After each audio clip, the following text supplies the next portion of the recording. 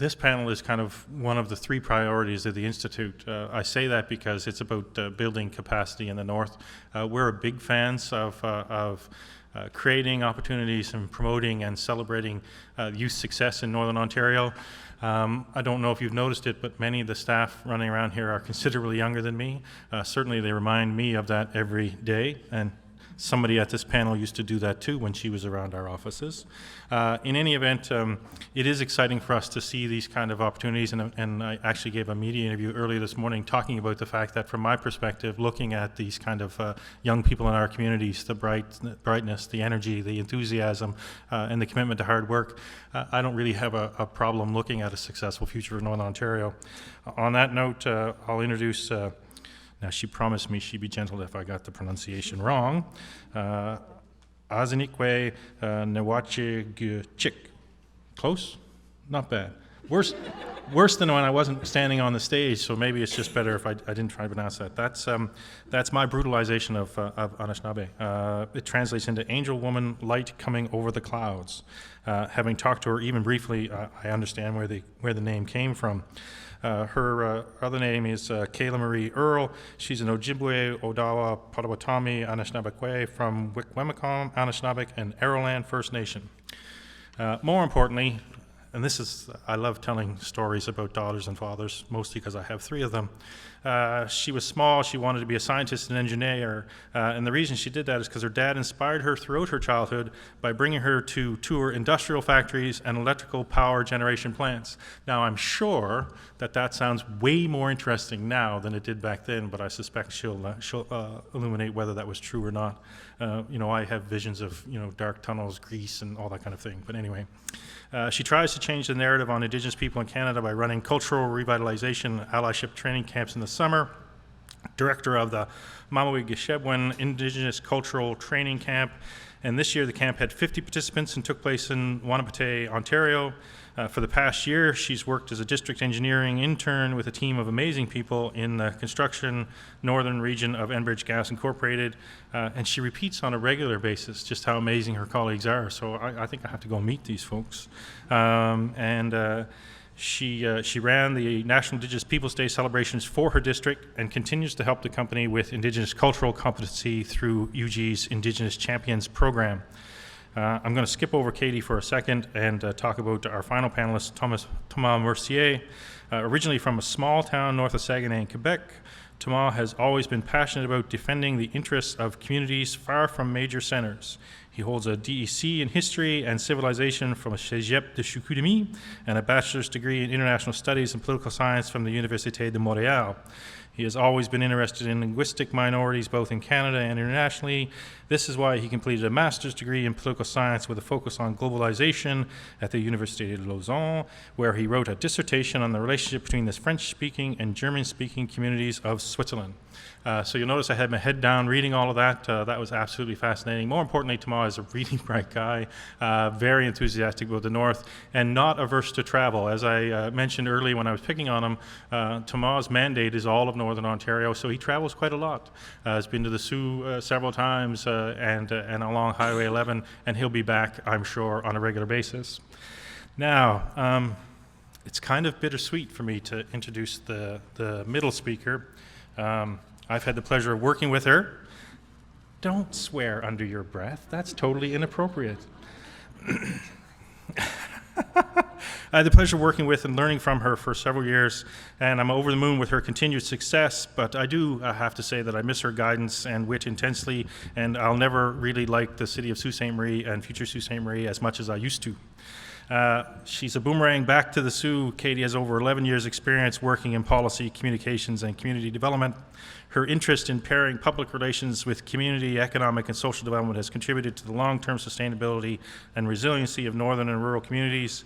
She's held senior positions at, surprise, surprise, Northern Policy Institute, Nordic Institute, Parliament of Canada, and Natural Resources Canada, and has completed studies in political science at McGill University and public relations at Ryerson University.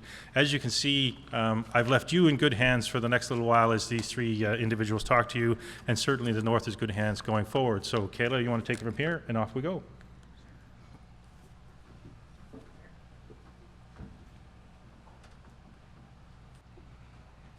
So, Anin Kenawea. Hello, everyone. Mino Gijeb. Say it with me. Mino Gijeb means good morning. Ajnekwe Noachagijik Ndijnakas. My name is Angel Woman Light Coming Over the Clouds. Kaella-Marie Earle, Nin Jaganashi Noswin. Kaella-Marie Earle is my English name. Wikwemkong Donjba Makwan Dodem Anishinaabe Kwendao. I'm from Wikwemkong First Nation. My clan is Bear. I'm an Anishinaabe woman. Bardi Kinamagegamic Enjish Gijitong Do Kinamagus. I go to the Bardi School of Engineering. Miigwech to Giwednong Ako Menjige Winteg for inviting me here, and miigwech to the elder Shirley Roach for the opening prayer and starting us off today in a good way. Miigwech also to Ogama Dean Sayers for the warm welcome, and Ad Sokan about Meshibashu, the water spirits. That was amazing, miigwech. Okay. How do I work this? All right, so as a budding engineering professional, I like to start off all my presentations with a safety moment. But my safety moments are a little bit different than the conventional safety moments because they're cultural safety moments specific to Indigenous people. So the first part of it, powwow is a gathering for celebratory and ceremonial purposes. Comes from the word opwagun, which is the Anishinaabe word for pipe, and it's a very sacred item to our people. Includes dance and regalia, takes place in locations often considered sacred to our communities, and can accommodate hundreds or even thousands of people. A spirit animal is a very important and sacred element of Indigenous identity. It involves beliefs about Anishinaabe interactions with spirit and animal beings. Typically, you get this through praying or from an elder or from other types of ceremonies. And it's not the same as a clan animal, which is a family identifier. Like I mentioned earlier, I'm from the Bear Clan. The reason that I wanted to talk about this today is because I hear a lot of people using these terms incorrectly, and using them incorrectly is a form of racism and minimizes the spiritual importance of these words. So I just wanted to let everyone know about this. Okay, so on where we are. We are in Bawatagong or Bawating, place of the rapids, as Dean Sayers mentioned earlier. It's in the territory of Treaty 61, which is the Robinson-Huron Treaty of 1850. Traditional territory of Anishinaabe, who have occupied this area for at least 10,000 years, which has been proven archaeologically. So Anishinaabe and Nahiawak have been here for a really long time. Cultural contributions of the Métis Nation of Ontario, Batchewana First Nation, and Garden River, and traditional languages are Anishinaabe, Michif, and probably also Cree. And that's just a picture of the treaty, just for everyone's information. Okay. So on reconciliation, it's gonna work. So the first thing I want to talk about is land acknowledgements, and I want to just kind of demonstrate what I think about land acknowledgements and how they are related to reconciliation. So I'm going to show you guys something. So this is Peter Bruin's phone. It's the traditional property of Peter, and it looks like he's owned it for a little while now.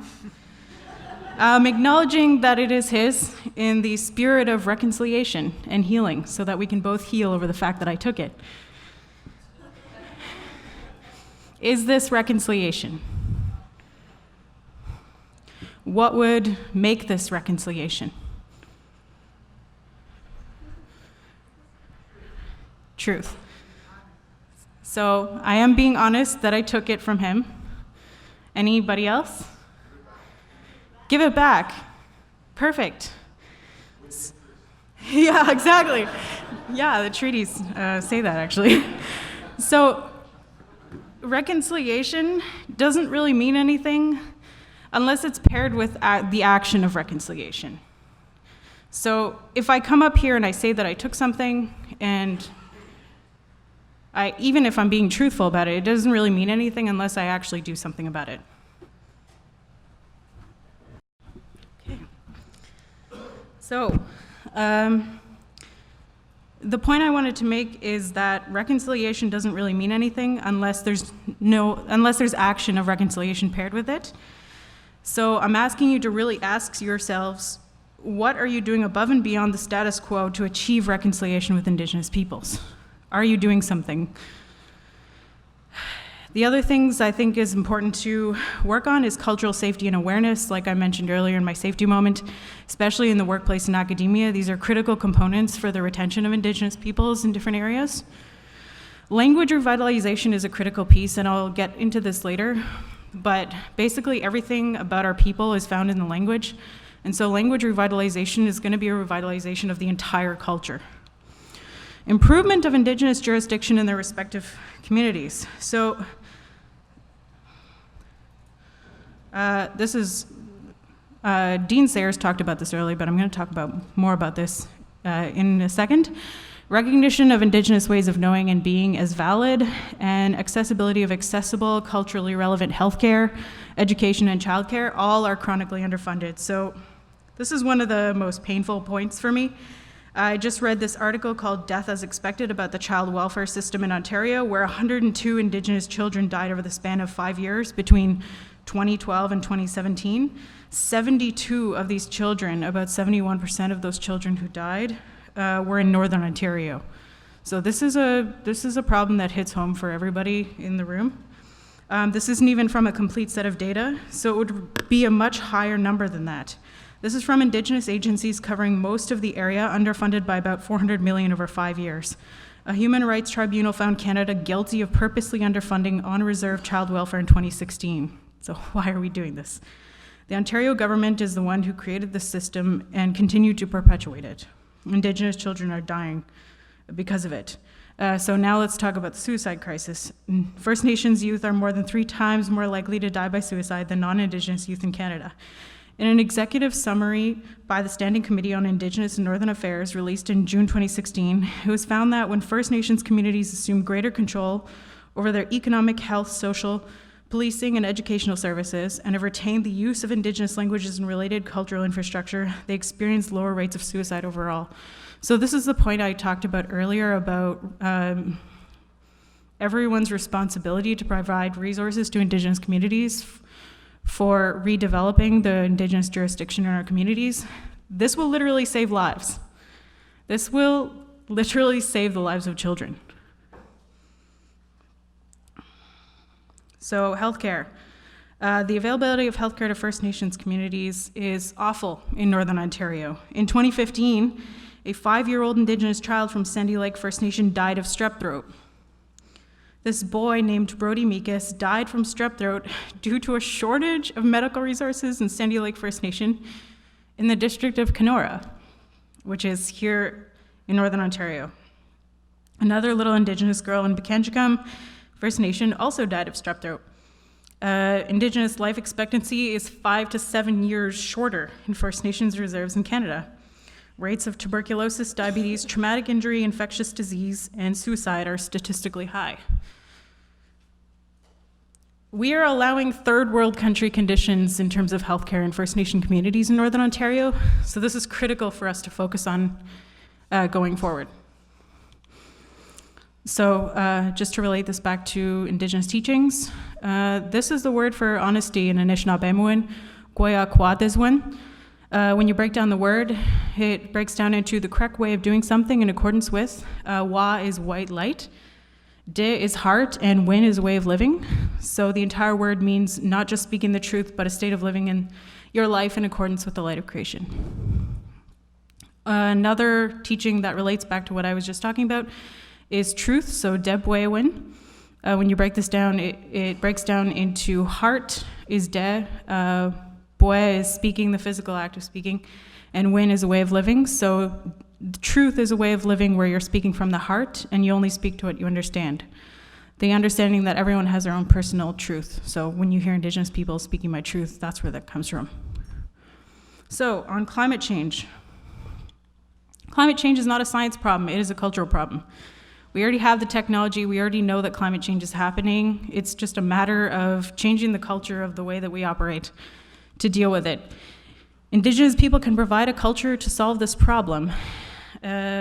We talked about, this was talked about in the previous presentation with the NWMO, which I think is really important. So as engineers, scientists, and other STEM professionals, I think this is one of the biggest problems we have created for ourselves in trying to make science separate from culture. In following Anishinaabe and Nehiyah worldviews, We recognize that these two things are not separate.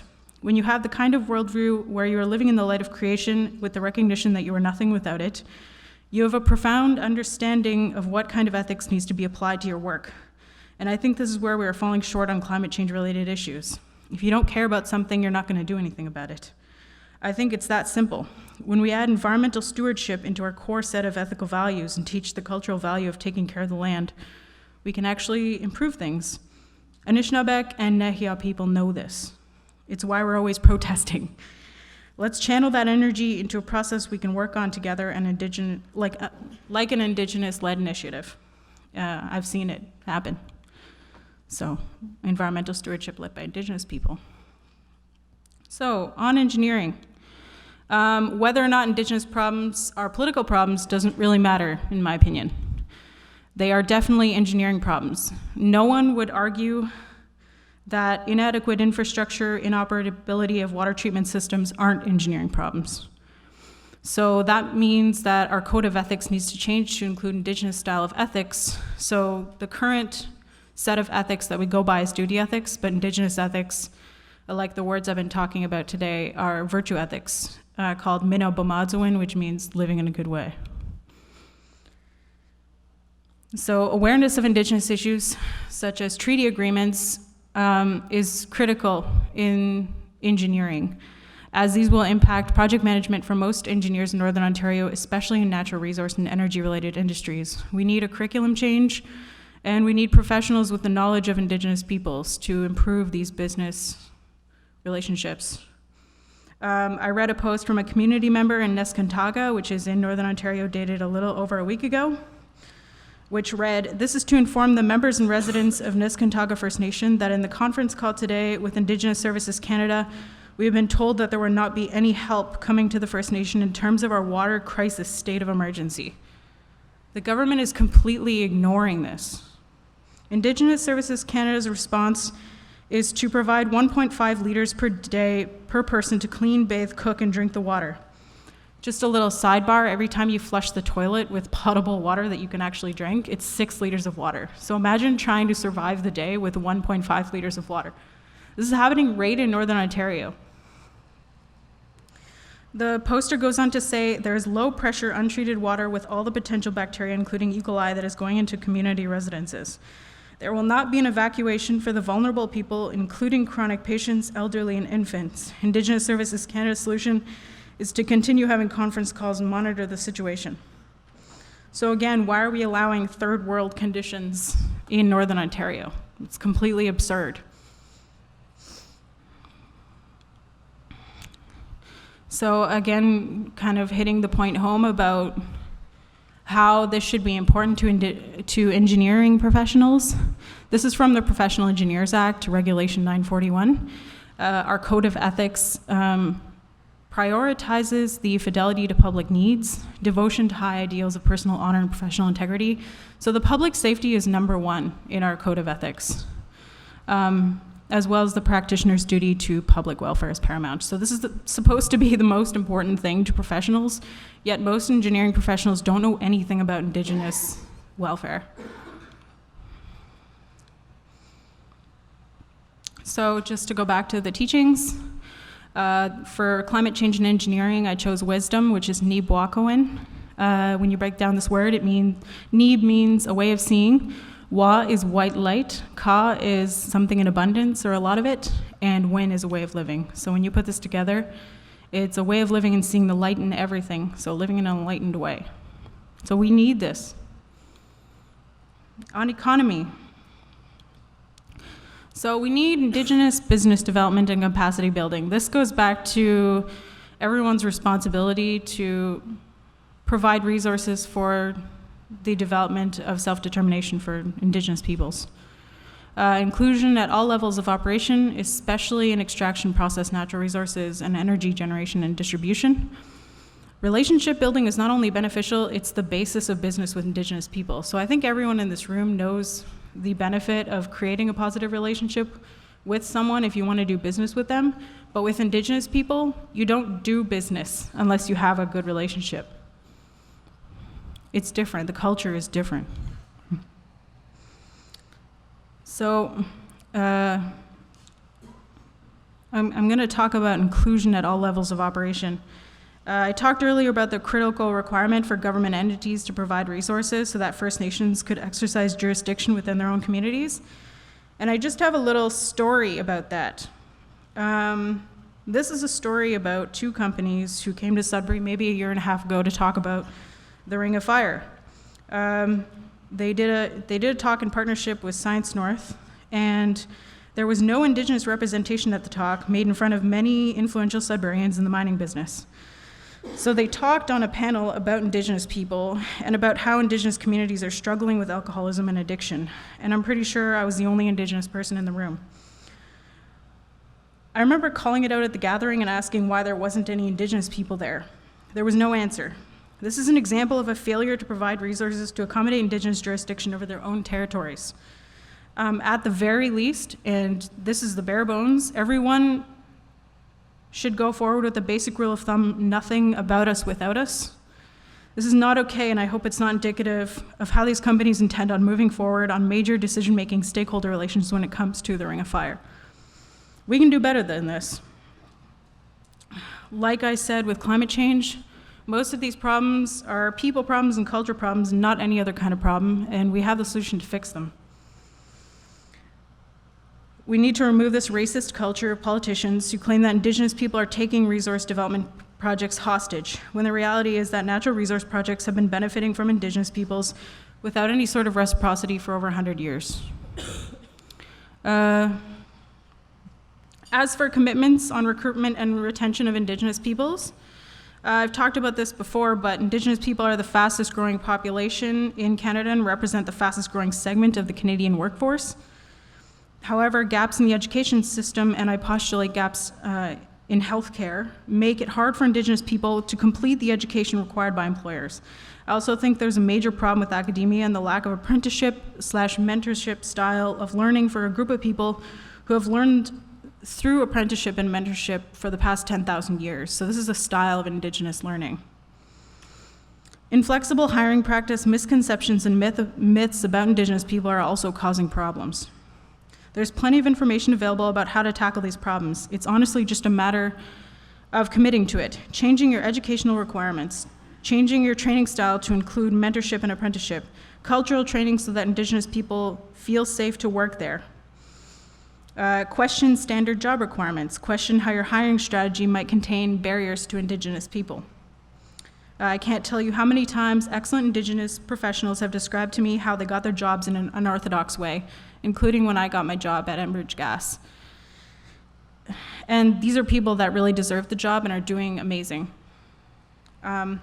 If someone didn't step outside the box and recognize their talent, the company wouldn't have benefited from the presence of these Indigenous people. So on economy, I chose the word respect, Minaje Idewin. The first part of the word, Minaje, means to cherish one another, take care of people, to give things their time. Ide talks about reciprocity, so give back what you take and mutual benefit. And the last part talks about a way of living. So respect is different because you can't earn it. Indigenous people don't believe that you can earn respect. It only exists if it is reciprocal. So if it's coming from both parties.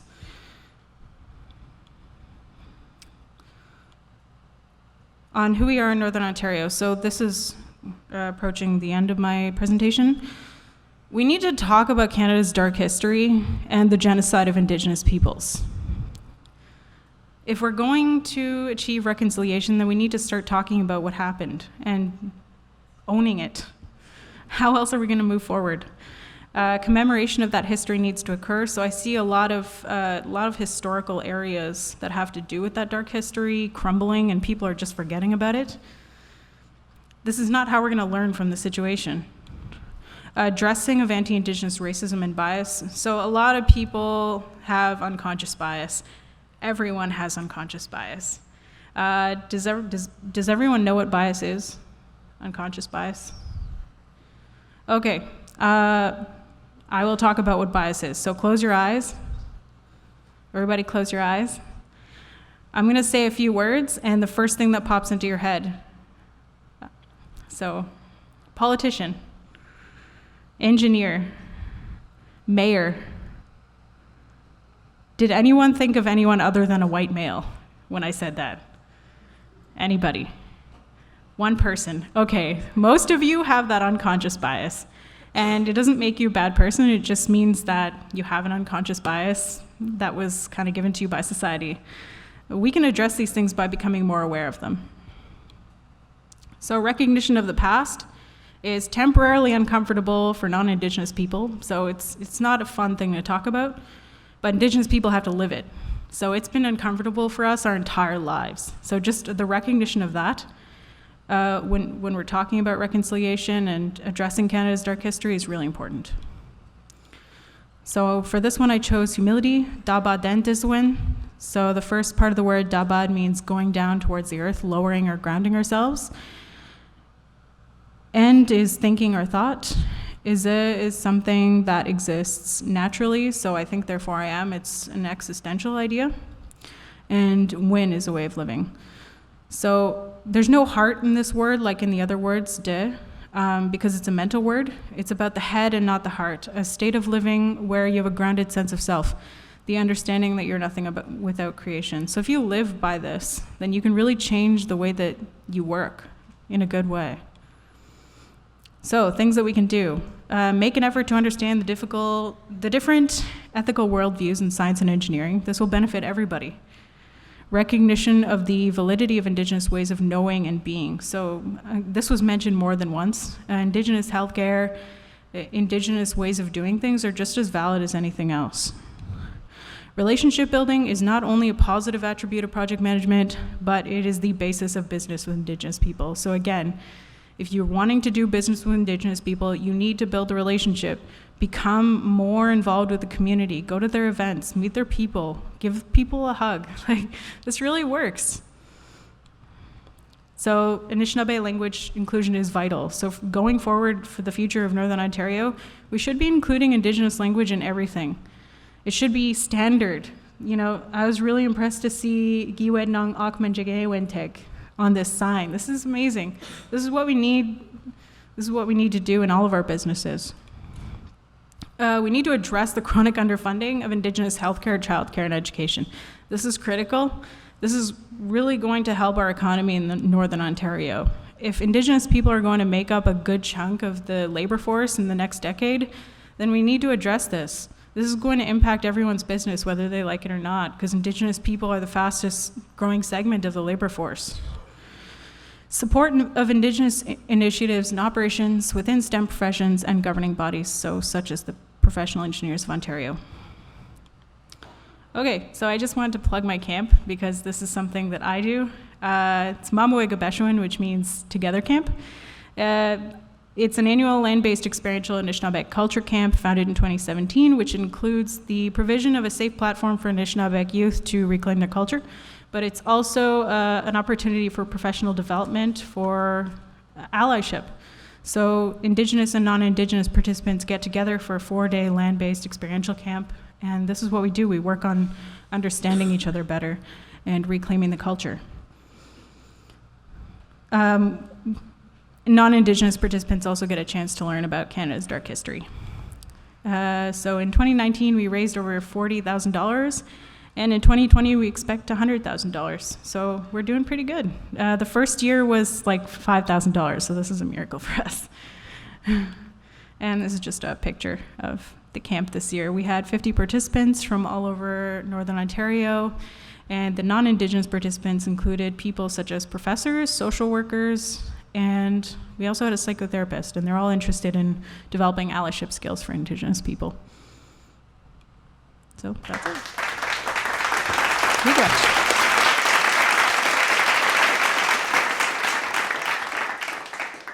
Thank you very much for that presentation. Those are not always easy things to hear, but important things to hear, so thank you. Hi everyone, my name is Katie Elliott. I'm the Communications Coordinator for Future SSM. I want to thank Northern Policy Institute for having me today. Being asked to be on a youth panel is always a good thing as I get a bit older, so I appreciate that. I'm also a boomerang who has moved back to Sault Ste. Marie. So do I have any fellow boomerangs in the room today? Okay. So I'm going to speak a bit about my own experience and tie it into the work that I'm doing with Future SSM. So I don't know about the other fellow boomerangs, but I know that when I moved back to Sault Ste. Marie in 2013, about 6 years ago, I was living in Ottawa at the time, and I got a lot of, really? You're going to move back to the Soo? You're going to move back to Northern Ontario? What are you going to do? And I got a lot of that from friends and family. But for me, I knew it was exactly what I wanted to do. I was tired of commuting an hour to work. I was in a position where I was looking at purchasing a home. I knew I could never do it in the community of Ottawa that I was currently living in. So not only is it home, but there were so many other attractive benefits of Northern Ontario that I wanted to get back to. And it's so funny now because 6 years later, I'm starting to see a trend more and more of these same friends and family who are now saying, I got to get back to Sault Ste. Marie. I want to get back to Northern Ontario. I want to purchase a home. Those kinds of things. So it's really been interesting to see that, and I don't know if other people can also relate to some of those stories. So for me, my vision for Northern Ontario is all about people. Retaining people in Sault Ste. Marie, improving conditions for people in Northern Ontario, attracting people to Northern Ontario and repatriating people back to Northern Ontario. Where we're at. I won't go through this in detail. Dr. Hall also went over the demographic challenges that we know we're facing in all regions of Northern Ontario. I shouldn't say all regions. Of course, we know that the Indigenous population is the fastest growing population in Canada and Northern Ontario. We also know that there are a few districts in particular, like Parry Sound, Kenora, and Manitoulin, who are experiencing some growth. However, overall, we are experiencing a declining aging labor force, negative net migration. And just another point that I'll speak to later, but 78% of immigrants to Canada right now settle in large urban centers. And so I'll speak a bit more about that and how that plays a role.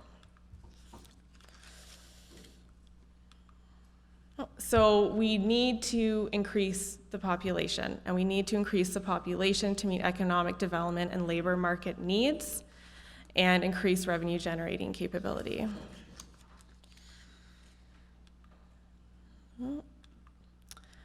So in order to do this, Prince Edward Island is looking at a model similar to this, looking at recruiting, retaining, and repatriating. So some of this is inspired by the work that is being done in PEI, but all three of these components are important.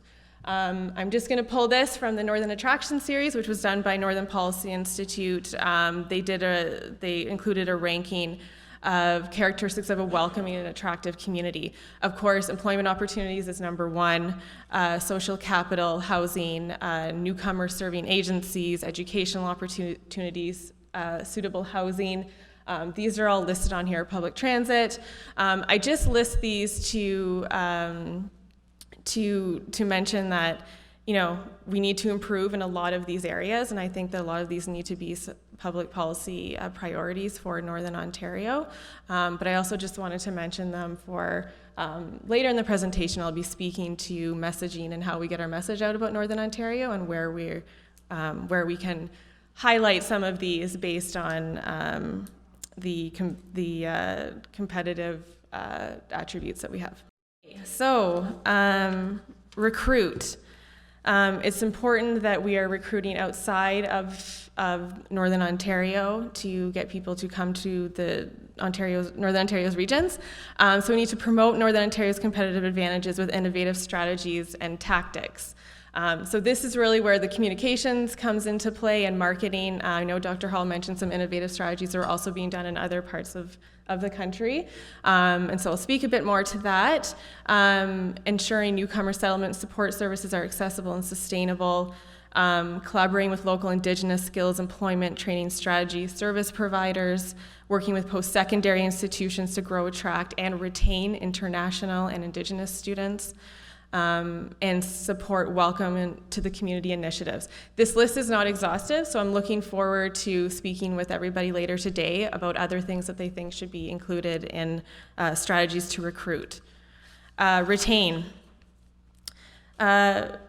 So we need to build greater awareness amongst high school students about future employment opportunities and the skills training required. And how are we working with educational institutions to ensure that young people are acquiring these skills of the future jobs of Northern Ontario.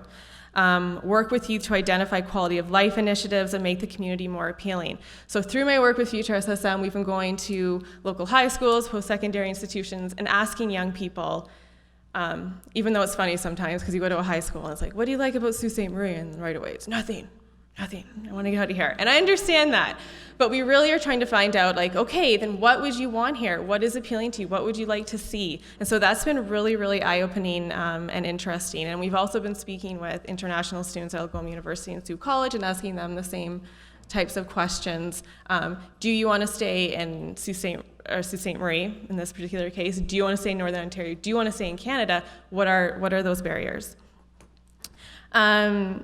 Spousal recruitment advisory committees. There was one created in Sault Ste. Marie because oftentimes if people do come to the community, it may be for one spouse, they have an employment opportunity here, but if the other spouse is not happy, then likely they will leave.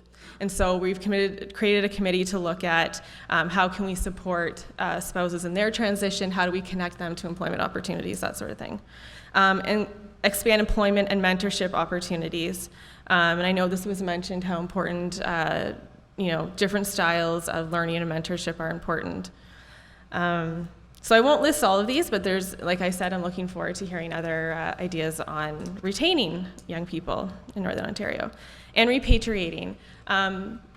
This one is really important because I think if we're looking at promoting attractive qualities, a lot of times people, this is home for people who are repatriating. So it's an easier sell for people who can come back to the home that they grew up in. So outreach to boomerangs, focusing on those who grew up in Northern Ontario may want to move back, and that includes college and university students.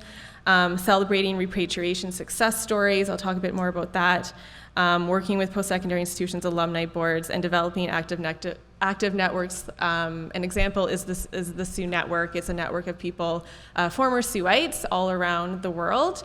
Every month I send out a newsletter to them. I let them know of current employment opportunities, positive things happening in the community, and we also want to get them involved in the community development. So that's been interesting and successful to date. Oh, sorry, I didn't switch that slide. So how we tell our story and how we communicate the stories of Northern Ontario, it really does matter.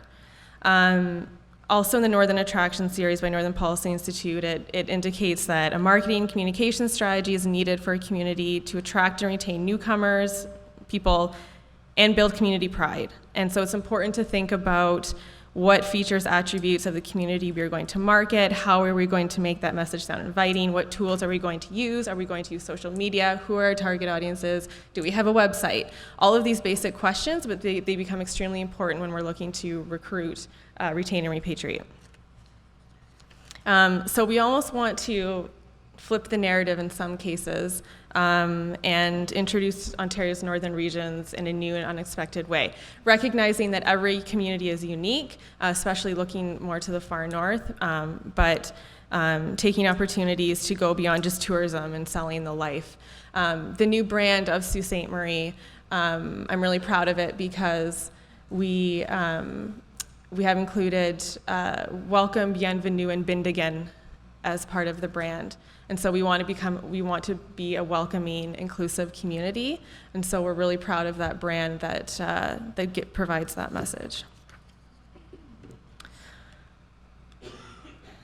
Okay, so I am just going to focus a bit on Sault Ste. Marie right now, just speaking to some of the work that I'm doing with Future SSM as kind of a case study and to let you know what we're doing right now. So we have developed a new website, welcome to ssm.com, and the purpose of this website is to provide employment opportunities on the site, but also show all of the other attributes that Sault Ste. Marie and Northern Ontario have to offer. So the lifestyle, job opportunities, like I said. It's been interesting working with the local immigration partnership, working to speak to potential newcomers to the community and asking them what information do they want. So a lot of times is, do you have public transportation? How long really are your winters? So sometimes we kind of fudge that one a bit. And so these are some of the questions we get, and so it's really interesting. So this website, we're continuing to build it and add information as we talk to potential newcomers and see what they're looking for. We've also developed a video series of vignettes of stories of people who have moved back to Sault Ste. Marie or have moved to Sault Ste. Marie, and these have been really positive. They also build community pride because people are telling their really positive stories of being here. And oftentimes we take for granted some of the amazing attributes that we do have in Northern Ontario. So these stories have been really rewarding to work with the families, and it's been really great. So those are also available on the website. We've revamped our Instagram site. And I know it kind of sounds like a silly thing, but it's really important because the audiences that we're looking at right away, what are they doing? They're going on their phone and they're searching for communities on their social media profiles. So we've actually hired a professional photographer. They're out in the community getting photos of experiences in the community. So not stage photos, but experiences, letting people know that, yeah, we do have cool coffee shops here, and there is access to the outdoors and all of these things we know we can do, like there's people doing yoga on the waterfront, and all of these things that you may not think of necessarily when you think of Northern Ontario communities, but we know these things exist here, and so we really want to showcase our communities in a vibrant, unexpected way, and this imagery provides a glimpse into how people feel while living here and visiting here. So I encourage everybody to follow Welcome to SSM on Instagram. It's my plug. So just, of course, key audiences are extremely important when we're working on a communications and marketing plan like this. So right now, what we're looking at are young professionals, millennials, aged 22 to 40, young families, including former Suites, and of course, newcomers. And so everything that we do, we have to make sure links to those audiences. So some of our key messages for the second group in particular, we define work-life balance in Sault Ste. Marie, and that's also part of our new brand. We have affordability in an urban setting with quick access to outdoor adventure. So we want to tell people you can launch an exciting career in Sault Ste. Marie. There's job opportunities here. You can buy a home. You can have the time to take advantage of world-class outdoor adventure because you're not in a car for 3 hours a day. You can get to work in less than 10 minutes. You can get to your own personal paradise in less than 30. And you have access to food, drink, and an up-and-coming culture scene. So these are some of the messages that we're putting out through paid and earned media across. We're focusing mainly on the GTA right now, but we're also looking at other parts of the country, especially targeting certain communities that may be experiencing layoffs. So just some examples of some of the messaging, like the average commuter in Toronto spends more than 350 hours commuting to work in a year. That's 57-hour working days. For every 12 months you'd work in Sault Ste. Marie, you are working 14.5 months in Toronto if you had commute times. And this is thanks to Megan with the Local Immigration Partnership for providing me with this stat. I thought that was so interesting. And that's a message that can really resonate with people. I know some friends that I have living in the GTA are just sick of the commute times. And so, providing this sort of message can be very effective. We talked about affordability and the ability to purchase a home. It's not a dream here. You can purchase a home and you can have a backyard. The average house price in Sault Ste. Marie as in August 2019 is $186,000. Compared to the GTA, not even Toronto, the GTA in August 2019 was $806,000. So just kind of showing those contrasts so that people can see the competitive advantages that we do have in Northern Ontario. And of course, the message of easy access to open spaces and outdoor adventure is always something that we're really proud of in Northern Ontario's regions and something that we want to showcase. So I'll just wrap it up there. So questions that I just want to think about and discuss. So as Ontario's northern regions, how do we work together? We talked a lot about collaboration today. So how do we work together as a set of regions to tell our story and attract and retain people in Northern Ontario? So I will leave it there. Thank you.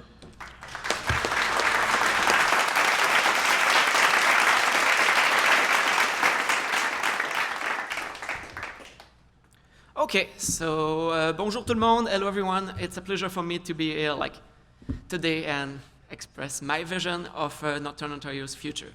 A lot have been said already, so I will try to not repeat everything, but that's my table of contents today. So I plan to start with who am I, but Charles already presented me at the start, and I plan to talk a lot about immigration, which Katie's talking about, but I will do as my best. Okay, so that's me. So Charles basically resumed what I was doing. The important part, is that I come from a really small town. And usually in French, the longer the name of the town, the smaller it is. So Saint-David-de-Falardeau. So basically, it's a small community in northern Quebec. And the realities are quite the same in northern Quebec than in northern Ontario on multiple levels. I had to take a bus to go to high school. All we had was one elementary school in our hometown. Every morning, every afternoon, there was half an hour or more of bus to do. I did all my middle studies there, and I decided to go to Montreal. Every kid's dream of big cities for my university. Unfortunately, I didn't like Montreal. I didn't like big cities. I prefer smaller communities. So, and I always love Francophone minorities. I grew up in a really Francophone families, where my parents were talking about me about preserving the French language in North America and the importance of the French language all over the world. So when I decided to do my master, I aimed for a small city in Switzerland, which, there's a French minority there. There's Francophones, German, and Italians. And it's that when I was in Switzerland, it's there that I discovered the importance of protecting linguistic minorities. So as soon as I completed my master and came back to Canada, I was looking for jobs in Francophone organizations all over Ontario to help the Franco-Ontarians or the Franco-Manitobans or minorities somewhere. And I had a big opportunity to find a job in northwestern Ontario at the Association des Francophones du Nord-Ouest de l'Ontario. I was I don't know how to translate that. I was a community economic development officer there. It was a really small organization, so I had the chance to touch a bit of everything. I was working on economic development, on tourism, on immigration, education, healthcare. And while I was touching all of these small subjects, for me, immigration struck me as a priority for Franco-Ontarians all over Northern Ontario. We need French-speaking newcomers to maintain our Francophone demographics. It was a one-year internship through NOHFC. At the end of this one-year internship, I was looking for new opportunity in Francophone organization. And my internship wasn't over yet, and I already found a job in Francophone immigration in Sudbury. I was working as an employment counselor for the Société économique de l'Ontario, as well as the Matchmaker program, which is right there, and hosted by the Northern Policy Institute. It was great because I was on the front line. I was offering direct services to Francophone newcomers and helping them to settle in Northern Ontario communities. But unfortunately, I identified lots of gaps, lots of problems missing. Through the Matchmaker program, I was able to offer employment services to every newcomers, regardless of the status, regardless of the location. But my clients couldn't access anything else. They had access to employment. But about immigration, about housing, about settlement, the rest of the services, they were offering nothing to those that were not permanent resident or accepted refugees. And in my job, I couldn't fix it. I was busy basically helping Francophone newcomers constantly. So in last June, I saw an opportunity as a job offer open as the coordinator of the Réseau du Nord. So the Réseau du Nord is basically an organization supporting Francophone immigration all over Northern Ontario, from attraction to retention with all of the settlement continuum. And in this position, there's still the gaps. There's still a lot to be done to improve immigration services in Northern Ontario. But at least now, I can fight, I'm paid, and my job is basically to identify and to fix those issues. So basically, for me, Northern Ontario has been a massive land of opportunities. Okay. I was in Northern Ontario, it's been less than 2 years. And I did all of this step from an NOHFC intern to a normal job to now being the coordinator of a regional organization. There's lots of opportunities in Northern Ontario Francophone organization. Why so? We have spoke about it already today. Population is getting older. We have less kids There's a big out-migration rate among the kids that we have. And for the Francophone, it's even worse. And add to that a small assimilation rate for one part of our kids that prefer to switch towards English, unfortunately. There's some positive points. More and more kids are getting enrolled in French immersion or French schools. So the young folks speak French better than before. But unfortunately, they don't feel confident or they don't want to apply in Francophone organization. It's really hard to recruit Francophone and bilingual people in Francophone organization. I'm trying to recruit a position in Thunder Bay right now. It's impossible. Like, it's really, really hard. So if you know any Francophone in Northwestern Ontario that know the reality of Northwestern Ontario and want to fight for Francophone immigration, well, apply. And there's lots of Anglophones that learn French in schools. That's great. They come out of French immersion, but they don't apply in Francophone organization. Yes, you can apply. Franco-Ontarians are a welcoming community. Like, everyone is on board, and we need those talents. But even if all of those people learning French and French immersion go towards French job, there's still a need for more. The overall population is declining. So we have to go toward Francophone immigration. For me, it's a necessity. For demographic reason, I won't go in details because we already spoke about it today, but basically, without Francophone immigration, well, without immigration, Francophone immigration is immigration, but without immigration, our population is dropping, and that has an effect on economic reason. And it's the same among the Francophone community. It's even worse because the population is older, have less kids, and the out-migration rate is higher. It's good, demography, economy, but like, sometimes I feel like I'm using the immigrants, the newcomers. Like, I'm just talking about demographics and economic reason and how they are useful for Northerners in Northern Ontario. But they have an intrinsic value too. Like, they bring cultural diversity. They bring more restaurants in communities. They take part in festivals, in events. Right now, there's a lot of Francophone cultural events in Northern Ontario. But unfortunately, well, lots of these events, they don't have the people attending those. And if we want to maintain that cultural presence and those events and that life and that social life, stuff that you can do, well, we need to bring those Francophones and making sure that they feel welcome in our community. It's also important for me to, like, Canada is proud to selling the country internationally and locally as a bilingual nation. But unfortunately, that bilingual nation doesn't really exist everywhere. If you go to BC, well, there's no French. If you go to where I'm from, in northern Quebec, good luck finding an English speakers. Like, it's 99% French and 1% Indigenous. There's no English. So, like, that Canadian identity, like, it's all on the shoulders of the bilingual belt. A small area covering northeastern Ontario, eastern Ontario, the Quebec-Ottawa Valley, western Montreal, and New Brunswick. And that bilingual belt is shrinking and shrinking. And people are less and less bilingual in that belt.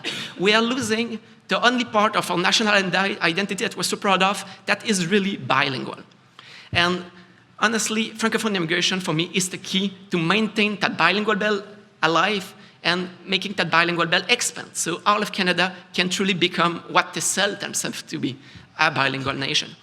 And if you don't care about, like, bilingual identity, there's economic reasons as well. In Northern Ontario, almost 1 out of 5 persons is Francophone. When you're trying to do business, well, it's great. Most of those Francophones speak English, and you can serve them. But those Francophones, if the business right beside offer the service in French, well, the business will lose those clients.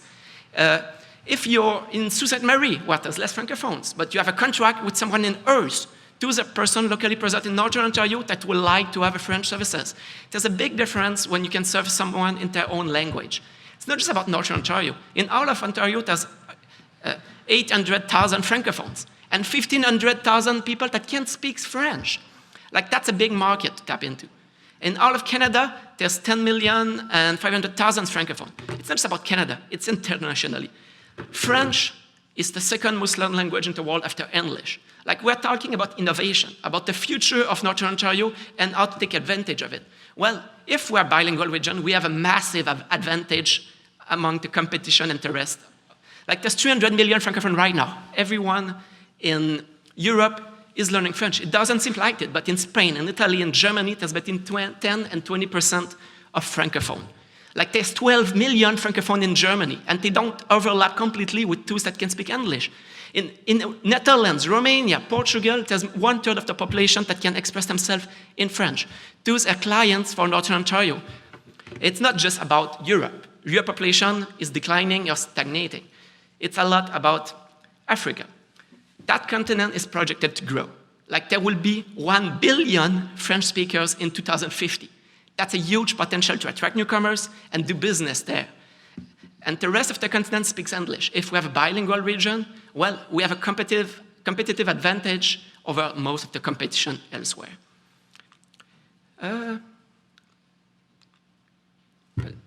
It's not switching. Okay. So my vision of Northern Ontario's future. Well, the region will economically and demographically grow a lot, leave the current stagnation that we are with, but it will also be a truly bilingual region.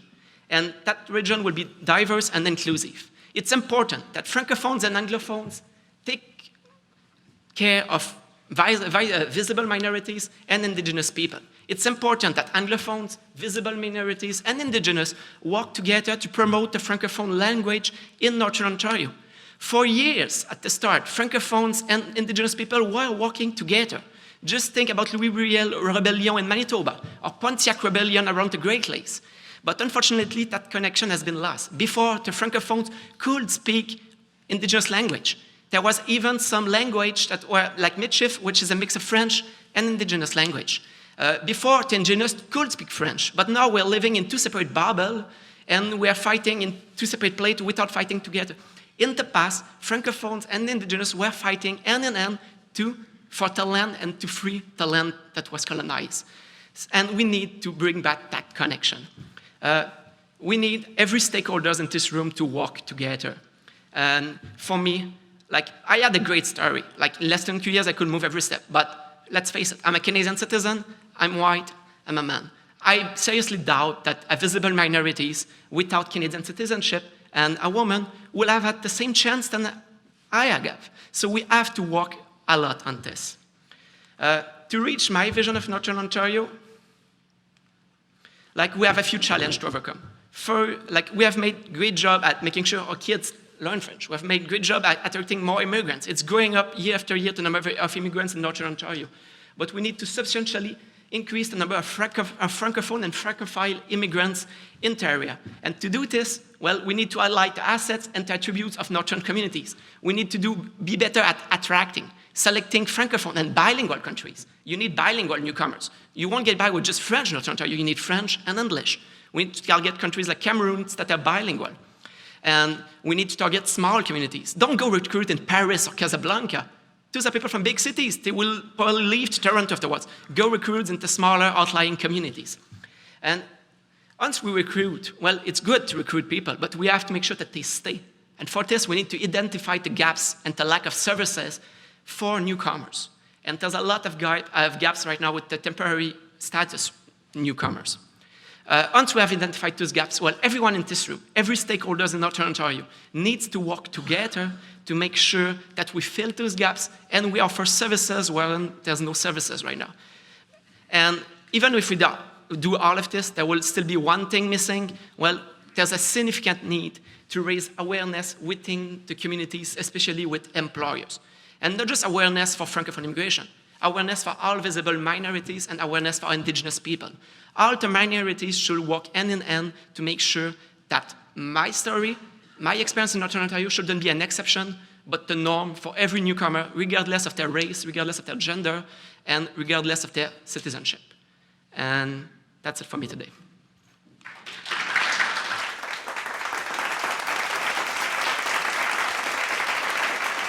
Thank you, Tomas, and Kaella and Katie. It was great to hear you provide your perspective on the future of Northern Ontario. We have an opportunity for questions, but Tomas mentioned that he was an NOHFC intern, and so this is not just because you're in the room. I did notice you were here, but it's not just because you're here. as an organization designed to and intended to do policy in Northern Ontario about the future and the growth and building capacity, we both live it on the ground and we work in that environment. And I can't say enough about the NOHFC internship program. It's been a huge boon for the Institute in terms of our capacity to attract and retain real talent in our operations, whether they're in Sudbury or in Thunder Bay, or operations used to be here in the Sault. I'm going to pick on people who I can see. So, for example, my personal examples of the success of the NHFC internship program are standing back there chirping at each other in front of the history of NPI. That's Rachel Rizzuto, my apologies, and Hillary Hager. Rachel started with us as a summer student, then took an NOHFC placement, then took a permanent spot, and then actually was willing to move to Thunder Bay and brought her now spouse with her. So now we've got two people, both of whom are not from Northern Ontario. So putting our money where our mouths are. Hillary is doing the same sort of exercise, we hope. She started with us as a summer intern, and now she's, or summer placement, and now she's on an internship. Of course, we've got a NOHFC-funded internship down here in front with Evelyn, and there's a couple others in the room, including some success stories who have moved on to other entities. So excited about that program. If you're not using it as a not-for-profit, you should be. And if you're not using it as a for-profit enterprise, I encourage you to do so. And I will applaud the discussion around actually changing the rules to move the program to widen its opportunity from recent graduates to people in transition. I think of the RNEP program and some of the other exercises that we're looking at in terms of recruiting people. Jobs are critical, and being able to use programs like the NOHFC internship to fund that first job to convince people to move to our communities is going to be a huge tool in our arsenal, that I think, a weapon in our arsenal in terms of making it success. Having given you a pitch for the NOHFC internship program and shine the apple or whatever I was supposed to do with Melanie in the room, you didn't think I was going to call you by name, did you? Anyway, questions. So Anthony is very eager to hand the microphone over, so we got a question from Lynn. Thank you to all of you. It was very informative and very interesting. My question is for Kaella-Marie. All of our communities are turning to immigration to fill labor gaps, but you talked that the Indigenous community in Canada is the fastest growing population segment. So what do you see as potential opportunities to create partnerships and ensure that we have opportunities for our Indigenous peoples while we're also using immigration to fill some of the labor gaps? I think one of the biggest gaps when it comes to recruitment and retention of Indigenous peoples is that recruitment organizations aren't approaching Indigenous communities. So like the way to build relationships with Indigenous communities is outreach and going to actually talk to them face to face, not emails, not sending a letter or any other way. The face-to-face interaction is critical. I also think that sharing success stories is a big one. So there are organizations in Northern Ontario who are making an effort to change their recruitment and retention strategies to accommodate Indigenous people and Indigenous communities. So I think that's a really important one. Sharing those success stories and being open to taking the risk. So these are unorthodox ways of hiring people, and a lot of people are just completely not open to that, and being open to that is going to be really important. So building the relationship, being willing to change your recruitment and retention strategies, and actually listening to Indigenous people when they provide input. So if someone says something is racist or making them uncomfortable, or this is a good way to recruit people, or these are the people that we have available, that's another good way to improve your recruitment and retention of Indigenous people in your organization. I'm actually from Algoma University. I teach there economics and finance. I can't wait to share, actually, I'm doing a research on migration and labor market of Northern Ontario. So I think it's probably useful for Katie. First of all, I should say I'm really excited with the new initiatives by Future Sault Ste. Marie. The research actually I'm doing is, as I said, Northern Ontario policy challenges. And one undergraduate student in my university is working under my supervision, and we are doing both primary and secondary data analysis. In the primary data, that's exciting for, Katie was mentioning about, we are collecting data from the near graduate and graduate students in Sault College, in Algoma University, and in Timmins.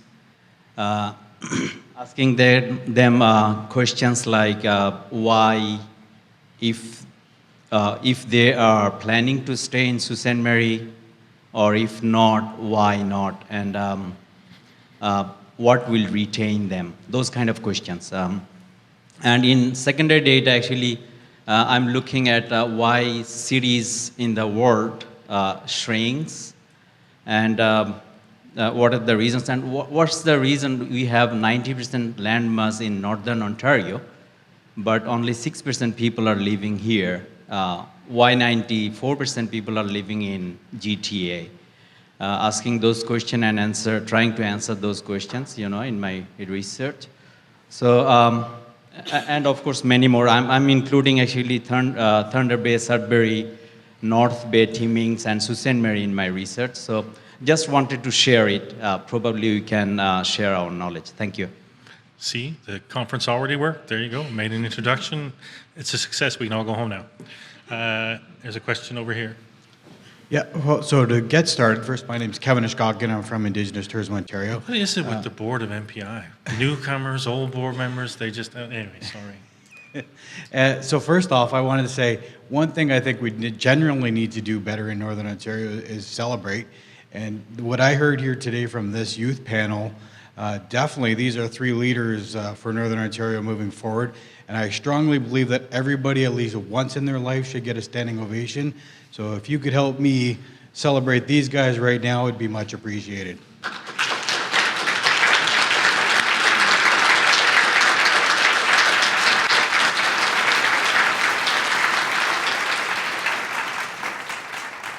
Sorry, I'm just going to move over here because I can't see Katie, who made a comment about being on a youth panel. One thing, I used to be asked on those youth panels as well. Enjoy it while you can. I'm not on them anymore. And Kaella-Marie, thank you for your words today. Very fantastic things, and I think that needs to be spread far and wide, to be quite honest. And it's refreshing to see that there's other Indigenous people in the room. A comment to Charles, who likes to pick on people in the crowd. We'll do a little bit while we're here. The last event that I went to, that was an NPI event, there was actually 4 of us that were Indigenous in the room. And from what I've seen so far today, there's 8 of us. So somebody's done a good job of doubling that number. So congratulations, Charles. Thank you, Kevin. It was you. I don't know about that, but with that being said, I'll ask my question, and it's for each of you, and it's going to be short, trust me, but if you could implement one economic policy to improve Northern Ontario, what would it be from your perspective in one sentence or less? You don't know these guys very well, do you? Kayla's ready. Within the next 10 years, X amount of procurement within your organization is required to be Indigenous. Maybe 5%. Does anybody have a Indigenous procurement policy now? I'm just curious. Not to put anybody on the spot. There's one. We're getting there. So FedNor has one, and Nuclear Waste Management. Next up, Katie, are you going to arm wrestle each other to see who goes first? Katie's first. Okay, this isn't necessarily an economic policy, although it could be, but this is something that's top of mind for discussions that I've had lately, and that's the issue of housing, both affordable and available housing, especially if we're looking to attract people to communities and support Indigenous communities. So that's something that's top of mind for me. I would build on what Kaella-Marie said. Like she said, a policy that business should take to have more Indigenous people. Well, I would say while we're at it, just like don't do it 10 times in a row. We should have all stakeholders on board and do it once for visible minorities, for Indigenous, for Francophones, and making sure that every business has one inclusive policy for all of their employees. Okay. Oh, you're not giving the microphone to Sean, are you? Didn't we tell you not to do that? Okay, Sean, go ahead. Hey, good morning. Sean Halliday with the Sault Ste. Marie Local Immigration Partnership. This is a question really to each of you. And what role do you see climate change in the future vision for Northern Ontario, and how do each of you think we could best respond to it? So, Kayla, you had climate change in your slides, didn't you? So you've probably got an advantage. Yeah.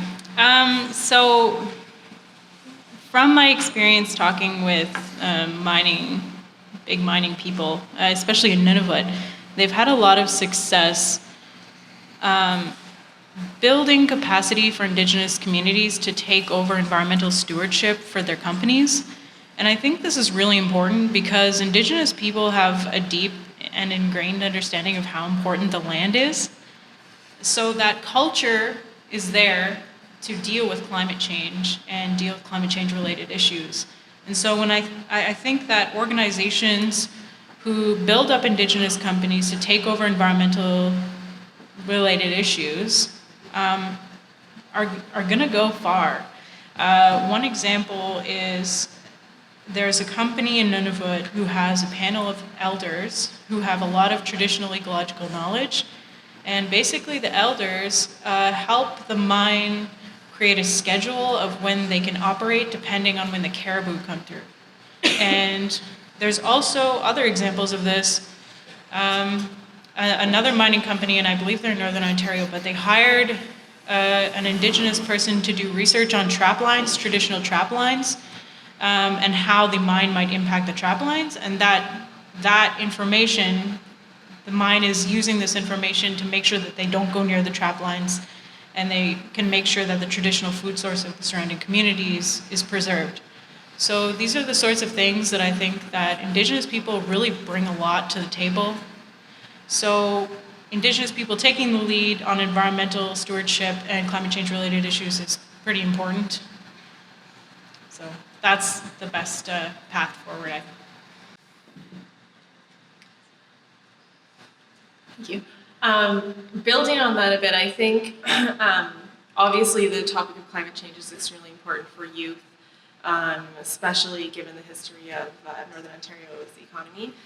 Future SSM does have a climate change coordinator, Emily, who's in the room today. I wish I could hand over the mic to you right now, but I can't.